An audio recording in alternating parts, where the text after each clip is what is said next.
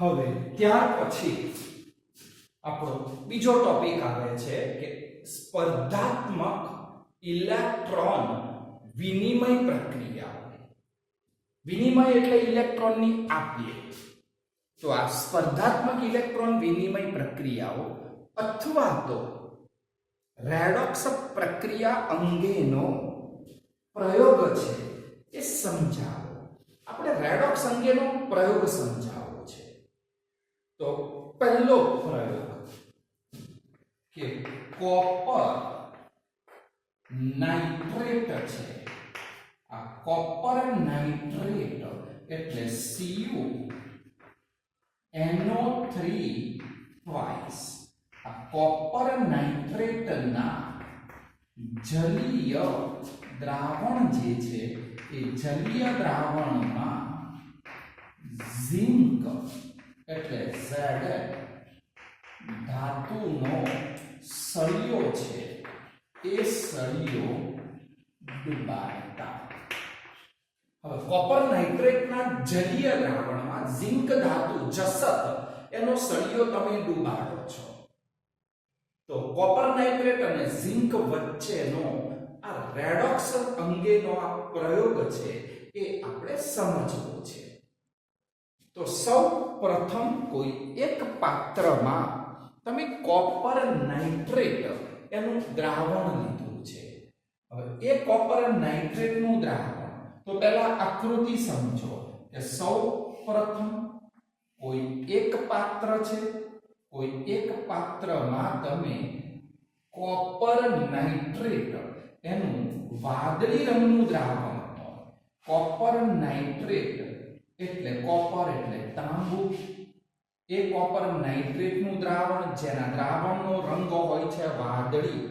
તો અહીંયા આગળ કોપર નાઇટ્રેટ છે. તો સૌ પ્રથમ કોપર નાઇટ્રેટ એના વાદળી રંગનું દ્રાવણ તમે લીધું છે પાણીમાં ઓગાળીને. સૂત્ર શું થશે? Cu+2NO3 - 1 CuNO3 twice copper nitrate એનું જલીય દ્રાવણ. હવે એ દ્રાવણમાં તમે ઝિંક ધાતુ એટલે જસત એનો સળિયો છે એ ડુબાડો છો. તો કોપર નાઇટ્રેટના દ્રાવણમાં તમે આ ઝિંક ધાતુ છે એનો સળિયો છે એ ડુબાડ્યો છે. તો ઝિંક ધાતુનો સળિયો આ તમે ડુબાડી દીધો. સળિયો હોય, તાર હોય, પટ્ટી હોય, કોઈ પણ હોઈ શકે. ઝિંક ધાતુનો સળિયો તમે ડુબાડેલો છે. અને એકાદ કલાક તમે મૂકી રાખો. બંને વચ્ચે આપમેળે પ્રક્રિયા થશે. આપણે કંઈ જ કરવાની જરૂર નથી. આપણે અહીંયા કોપર નાઇટ્રેટનું દ્રાવણ અને ઝિંકનો સળિયો કલાક મૂકી રાખો. આપણે જોવાની જરૂર નહીં. બંને આપમેળે એકબીજા સાથે રાસાયણિક પ્રક્રિયા કરશે. હવે કલાક પછી તમે એનું નિદર્શન કરો છો. જો કલાક પછી નિદર્શન કરીએ તો બંને વચ્ચે પ્રક્રિયા શું થઈ? તો આપણે પહેલો પોઈન્ટ કહીએ કે સૌ પ્રથમ કોપર નાઇટ્રેટ છે. આ કોપર નાઇટ્રેટ એના જલીય દ્રાવણ, એ જલીય દ્રાવણમાં ઝિંક ધાતુ છે. આ ઝિંક ધાતુનો જે સળિયો છે એ સળિયો એકાદ કલાક માટે તમે મૂકી રાખો છો. આ બંને વચ્ચે શું થશે? રાસાયણિક પ્રક્રિયા. મૂકી રાખીએ એટલે બંને વચ્ચે આપમેળે એટલે સ્વયંભૂ રાસાયણિક પ્રક્રિયાઓ શક્ય બને છે. તો બંને વચ્ચે આપમેળે પ્રક્રિયાઓ. હવે આમાં ઓક્સિડેશન કોનું અને રિડક્શન કોનું? તો ઝિંક ધાતુ છે. ધાતુના સળિયાનું હંમેશા શું થશે? ઓક્સિડેશન. દ્રાવણ કોનું છે? Copper nitrate. કોપર નાઇટ્રેટના દ્રાવણનું હંમેશા શું થશે? રિડક્શન. આ પણ ફિક્સ યાદ રાખજો કે કોઈ પણ દ્રાવણમાં કોઈ પણ ધાતુનો સળિયો ડુબાડો તો એ ધાતુના સળિયાનું ઓક્સિડેશન અને દ્રાવણનું રિડક્શન. હવે દ્રાવણનું રિડક્શન યાર, પણ દ્રાવણમાં તો બે આયનો, આના આયનો છૂટા પાડો તો Cu+2 NO3 -1. હવે Cu+2 NO3 -1 રિડક્શન દ્રાવણનું, પણ આ બંનેમાંથી રિડક્શન કોનું થશે? Cu+2 NO3 -1 ઋણનું રિડક્શન ના થાય. રિડક્શન કોનું થશે? Cu+2 એના ધન આયનનું જ રિડક્શન શક્ય બને છે. તો બંને વચ્ચે આપમેળે રાસાયણિક પ્રક્રિયાઓ શક્ય બને, જેમાં ઝિંક ધાતુ છે એ ધાતુના સળિયાનું ઓક્સિડેશન અને દ્રાવણ જે છે એ દ્રાવણમાંના Cu+2 જે આયન છે એ Cu+2 આયનનું રિડક્શન થાય છે. તો સવાલ એ થયો કે NO3 નું શું થશે? કાંઈ નહીં થાય. એ NO3 પ્રક્રિયામાં ભાગ લેતો નથી, કેમ કે ઓક્સિડેશન ધાતુના સળિયાનું થઈ ગયું, દ્રાવણમાંના ધનનું રિડક્શન થઈ ગયું. તો NO3 -1 ઋણનું ઓક્સિડેશન ના થાય તો કે નહીં. એકનું ઓક્સિડેશન તો સામે એકનું જ રિડક્શન. તો પછી NO3 -1 પ્રક્રિયામાં ભાગ લેતો નથી. જે પ્રક્રિયામાં ભાગ ના લે એને શું કહેવાય? પ્રેક્ષક આયન કહેવાય. તો NO3 -1 એ પ્રેક્ષક આયન તરીકે તમે ઓળખી શકો કે જે પ્રક્રિયામાં ભાગ ના લે એને પ્રેક્ષક કહેવાય. જેમ કે આપણે પિક્ચર જોવા ગયા હોઈએ તો આપણે શું કહેવાય? પ્રેક્ષકો કહેવાય ને. હવે પ્રેક્ષક કહેવાય કેમ? તો કે પિક્ચર જોતા હોઈએ, પેલા ધારો કે પિક્ચરમાં એકબીજા સાથે મારામારી કરતા હોય તો આપણાથી કઈ કહેવાય કે બે ના મારીશ બહુ, એવું કહેવાય? કેમ? તો કે પ્રક્રિયામાં ભાગ જ નથી લેતા. પ્રક્રિયામાં આપણે ભાગ નથી લઈ શકતા. જેમ મારું એમ મારો તમારે પિક્ચરમાં, તો આપણે શું કહેવાય? પ્રેક્ષક કહેવાય. તો અહીંયા આગળ પણ આ Zn નું ઓક્સિડેશન, NO3 નું રિડક્શન, જેમાં નાઇટ્રેટ આયન છે NO3 -1, એટલે NO3 -1 આયન એ પ્રેક્ષક આયન તરીકે વર્તે છે. હવે સવાલ એ થાય કે ભાઈ આપણને કેમ ખબર પડી કે તમે કોપર નાઇટ્રેટના દ્રાવણમાં જસતનો સળિયો ડુબાડ્યો, આપણે કહ્યું કે આનું ઓક્સિડેશન, આનું રિડક્શન, પણ કલાક પછી આપણને ખબર કઈ રીતે પડે કે આમાં કોનું શું થયું? તો પ્રક્રિયા થાય એટલે કંઈક તો ફેરફાર થઈ શકે છે. હવે કંઈક ફેરફારમાં શું થાય? તો કે ઝિંક ધાતુ, કોપર નાઇટ્રેટ. હવે કોપર નાઇટ્રેટનું જે દ્રાવણ છે ને, એ કોપર નાઇટ્રેટનું દ્રાવણ જેનો રંગ કેવો છે? વાદળી. તો કોપર નાઇટ્રેટનું દ્રાવણ છે જેનો રંગ વાદળી હોય છે, એટલે આ જે દ્રાવણ કોપર નાઇટ્રેટ એમાં લખું છું વાદળી રંગનું આ દ્રાવણ છે. દ્રાવણનો રંગ વાદળી હોય છે. તો વાદળી રંગનું આ કોપર નાઇટ્રેટ એનું દ્રાવણ છે. તો પ્રક્રિયામાં અહીંયા ઝિંક ધાતુનું થયું ઓક્સિડેશન. હું પ્રક્રિયાઓ લખું છું, પછી અવલોકનની વાત. હવે ઝિંક ધાતુનું ઓક્સિડેશન એટલે કે ઓક્સિડેશન અર્ધ. તો ઓક્સિડેશન અર્ધ પ્રક્રિયા કોની થઈ? Zn ની. Zn ની સંયોજકતા કેટલી? +2. આ વીજભાર જેમ જેમ આવે યાદ રાખતા જજો. તો ઓક્સિડેશનમાં ઇલેક્ટ્રોન ગુમાવે.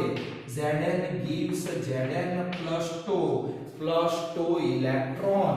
આ પ્રક્રિયાઓ ખાસ લખતા આવડવી જ જોઈશે. મેઈન આ ચેપ્ટરમાંથી પ્રક્રિયાઓ જ આવડવી જોઈશે ખાસ. 12મામાં એ જ જરૂરી છે.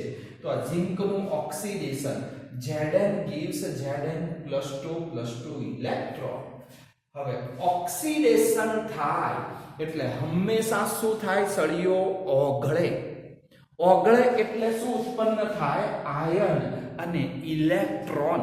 ખાસ સમજો કે કોઈ પણ ધાતુનો સળિયો એનું ઓક્સિડેશન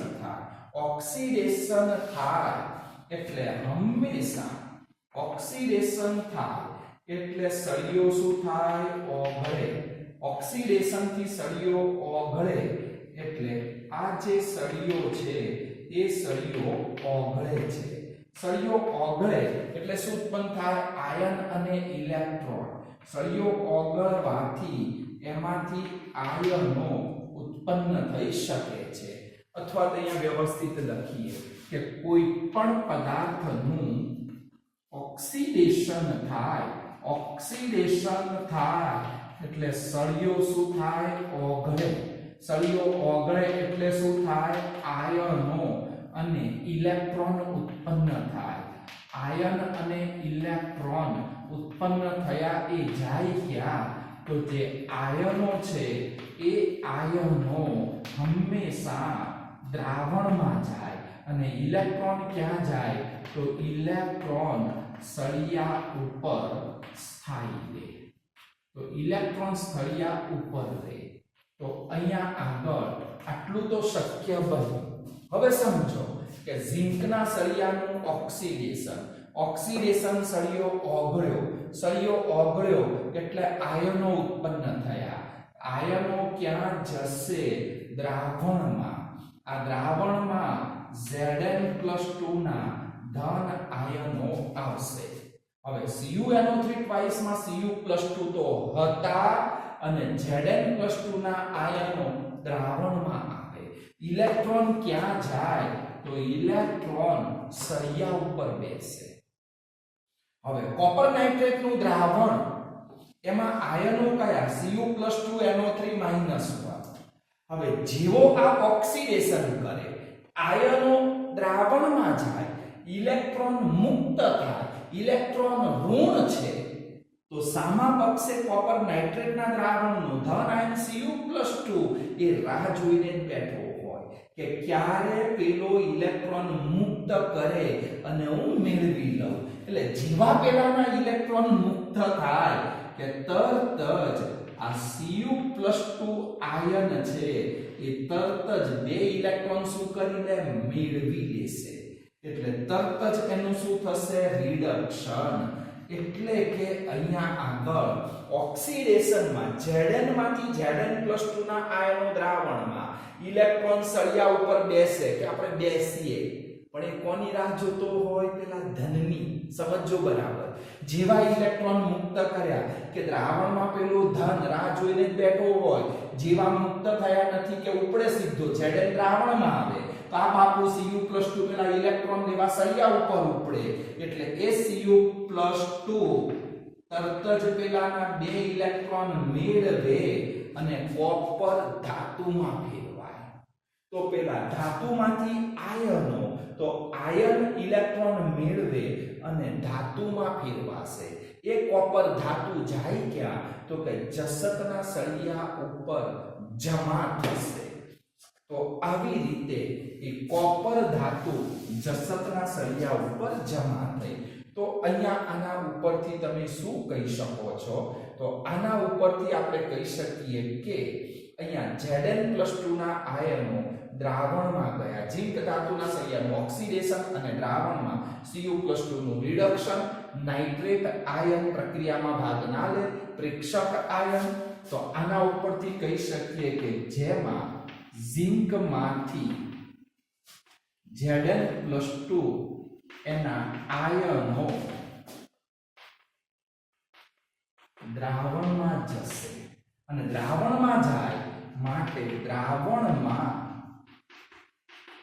Zn+2 એનું પ્રમાણ વધે એટલે તેની સાંદ્રતામાં શું થતો જશે? વધારો. એટલે Zn+2 ની સાંદ્રતા દ્રાવણમાં વધતી જશે.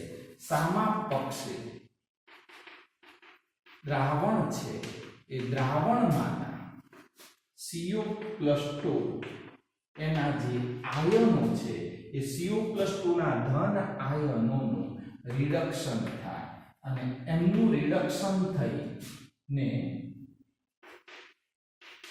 મુક્ત થયેલા જે ઇલેક્ટ્રોન છે એ ઇલેક્ટ્રોન મેળવે.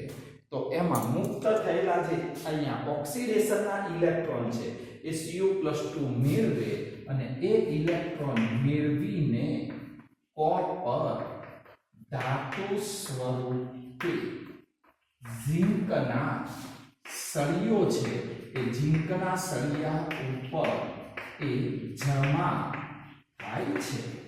તો ઝિંકના સળિયા ઉપર શું થશે? તાંબુ જમા થતું જશે. હવે પરિસ્થિતિ કેવી થઈ છે? તો અહીંયા આગળ આ કોપર નાઇટ્રેટનું વાદળી રંગનું દ્રાવણ હતું.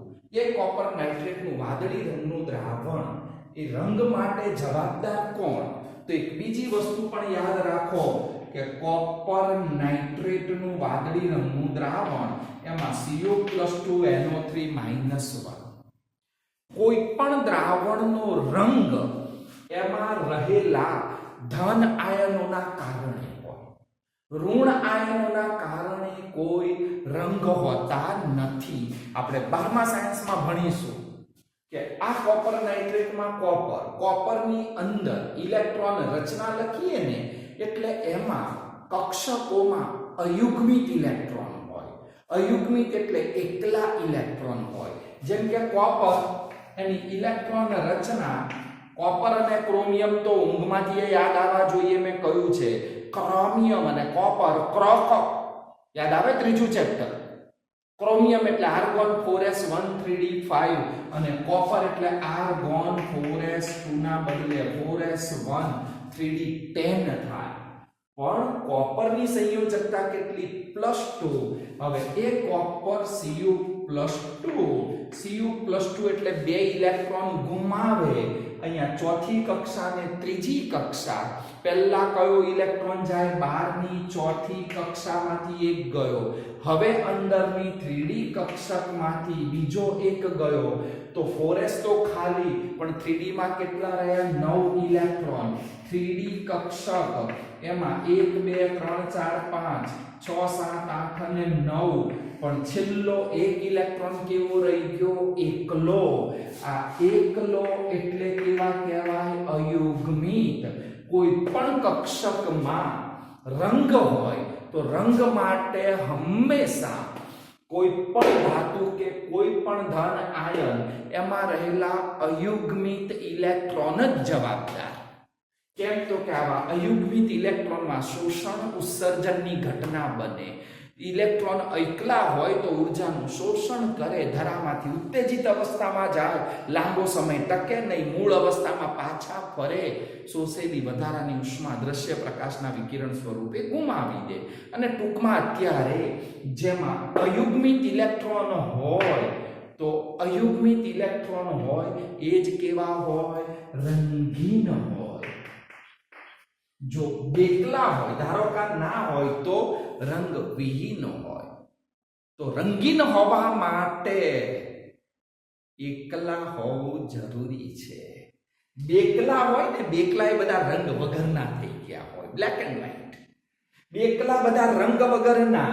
પણ જો કક્ષકમાં ઓછામાં ઓછો એક પણ એકલો ઇલેક્ટ્રોન હોય, એકલા હોય, અયુગ્મિત હોય, ત્યાં સુધી કેવા રહેશે? રંગીન.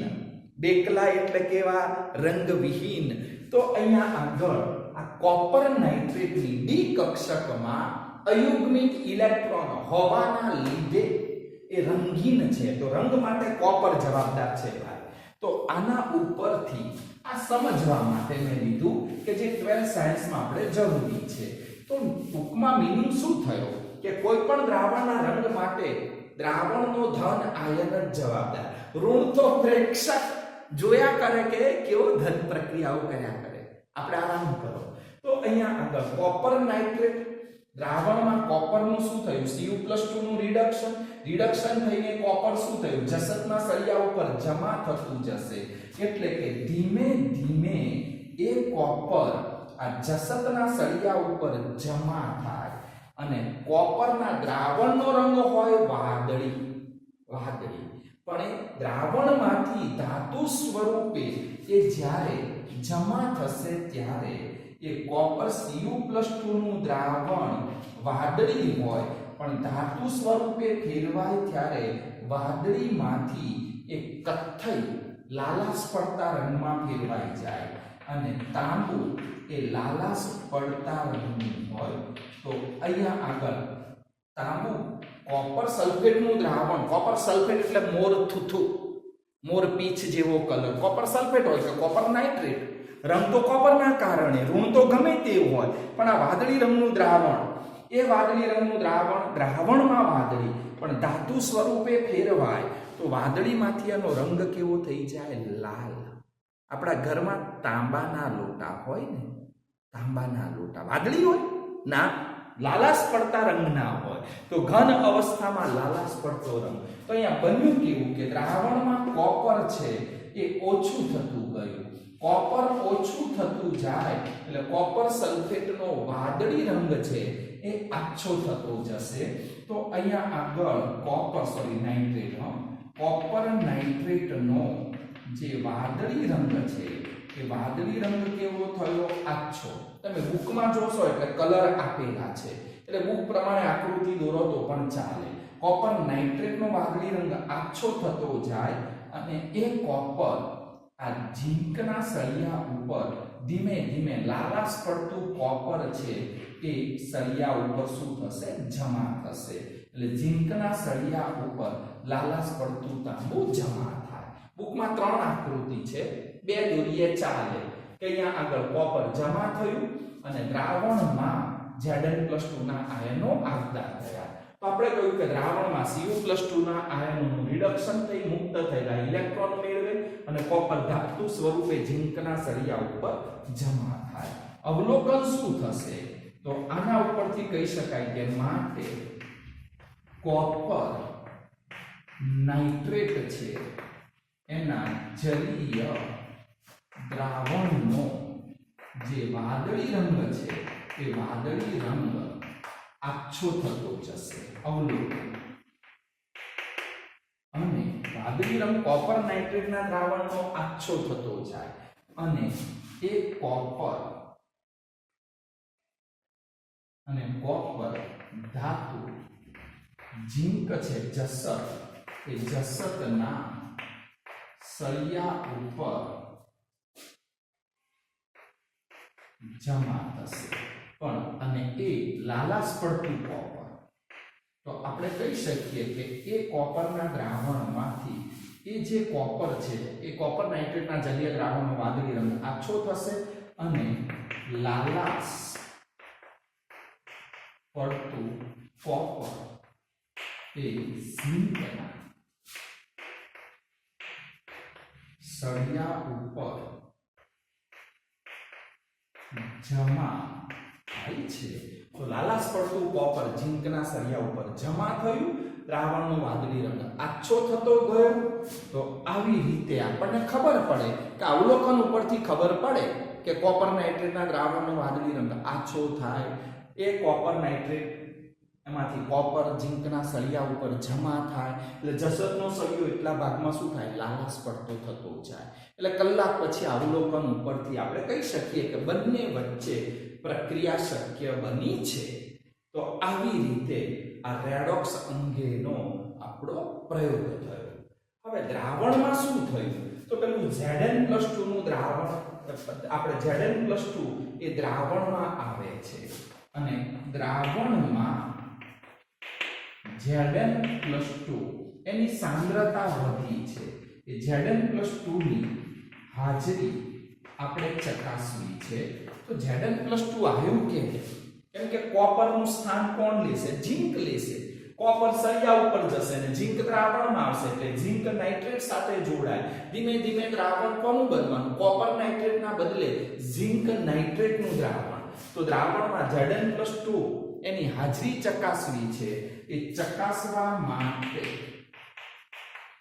તેમાં હાઇડ્રોજન સલ્ફાઇડ H2S ઉમેરીને તેને એમોનિયા વડે આલ્કલાઇન એટલે બેઝિક કરો. તો આપણે આજે પ્રયોગ પૂરો થઈ ગયો હોય કલાક પછી એ દ્રાવણ થોડુંક લઈએ, વાદળી રંગ આછો થયો, દ્રાવણ કેવું બન્યું? રંગવિહીન બનતું જાય. કેમ કે ઝિંકનો કોઈ રંગ હોતો નથી, કેમ કે એની ડી કક્ષકમાં એક પણ અયુગ્મિત ઇલેક્ટ્રોન નથી. તો કોપર નાઇટ્રેટના જલીય દ્રાવણનો વાદળી રંગ આછો થતો જશે, લાલાશ પડતું કોપર સળિયા ઉપર જમા થશે. ઝિંક દ્રાવણમાં ગયું. ઝિંક કેવું છે? રંગવિહીન. અને ઝિંક રંગવિહીન કહેવાય તો દ્રાવણમાં Zn+2 એની હાજરી ચકાસવી છે. કેમ કે કેવું છે? રંગવિહીન. એ ચકાસવા માટે H2S ઉમેરી અને એમોનિયા વડે આલ્કલાઇન કરવામાં આવે તો આલ્કલાઇન કરતા ZnNO3 ટ્વાઇસ, કેમ કે ઝિંક નાઇટ્રેટનું દ્રાવણ બન્યું હતું તો ZnNO3 ટ્વાઇસનું જે રંગવિહીન દ્રાવણ હતું તેમાં Zn+2 સાથે S-2 જોડાય, ઝિંક સલ્ફાઇડ. તો ઝિંક સલ્ફાઇડ નાઇટ્રેટનું રંગવિહીન દ્રાવણ હતું તે ઝિંક સલ્ફાઇડમાં